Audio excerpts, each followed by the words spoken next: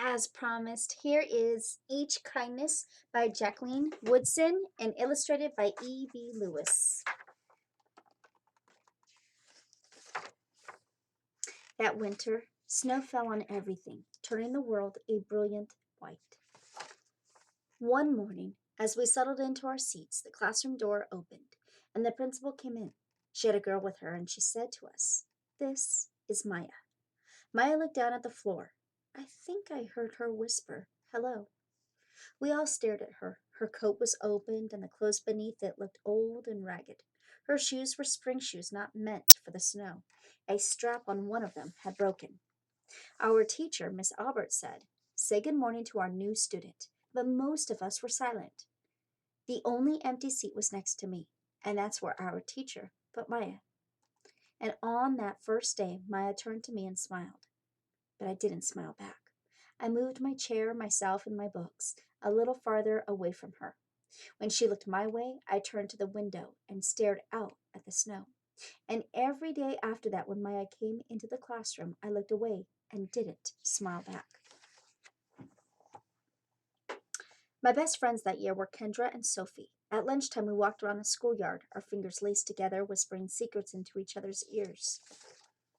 One day, while we were near the slide, Maya came over to us. She held open her hand to show us the shiny jacks and tiny red ball she had gotten for her birthday. "It's a high bouncer," she said, but none of us wanted to play. So Maya played a game against herself. That afternoon, when we got back into the classroom, Maya whispered to me, "I bet you can't guess who the new Jacks champion of the world is." Behind me, Andrew whispered, "Chloe's got a new friend. Chloe's got a new friend." "She's not my friend," I whispered back. The weeks passed, and every day we whispered about Maya, laughing at her clothes, her shoes, the strange food she brought for lunch. Some days Maya held out her hand to show us what she had brought to school: a deck of cards, pickup sticks, a small tattered doll. Whenever she asked us to play, we said no. The days grew warmer and warmer. The pond thawed. Grass began growing where snow had once been. One day Maya came to school wearing a pretty dress and fancy shoes. But the shoes and the dress looked like they'd belonged to another girl before Maya. "I have a new name for her," Kendra whispered. "Never knew. Everything she has came from a second-hand store."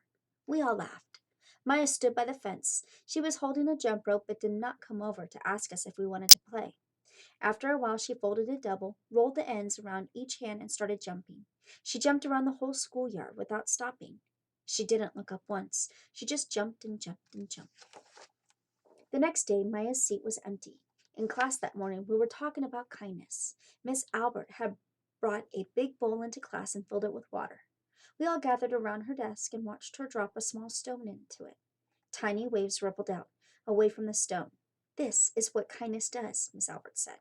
"Each little thing we do goes out like a ripple into the world." Then Miss Albert let us each drop the stone in as we told her what kind things we had done. Joseph had held the door for his grandmother. Kendra helped change her baby brother's diaper. Even mean old Andrew had done something. "I carried a teacher's books up the stairs," he said. And Miss Albert said it was true. I stood there holding Miss Albert's rock in my hands, silent. "Even small things count," Miss Albert said gently. But I couldn't think of anything and passed the stone on. Maya didn't come to school the next day or the day after that. Each morning I walked to school slowly, hoping this would be the day. Maya returned, and she looked at me and smiled. I promised myself this would be the day I smiled back. "Each kindness," Miss Albert had said, "makes the whole world a little bit better." But Maya's seat remained empty. And one day, Miss Albert announced to the class that Maya wouldn't be coming back. Her family had moved away, Miss Albert said. Then she told us to take out our notebooks because it was time for spelling. That afternoon, I walked home alone. When I reached the pond, my throat filled with all the things I wish I would have said to Maya, each kindness I had never shown. I threw small stones into it over and over, watching the way the water rippled out and away, out and away. Like each kindness done and not done. Like every girl somewhere, holding a small gift out to someone, and that someone turning away from it. I watched the water ripple as the sun set through the maples, and the chance of a kindness with Maya became more and more forever gone. The end. My friends, don't ever miss out on the chance to show some kindness to somebody. You never know. You could be making your next best friend.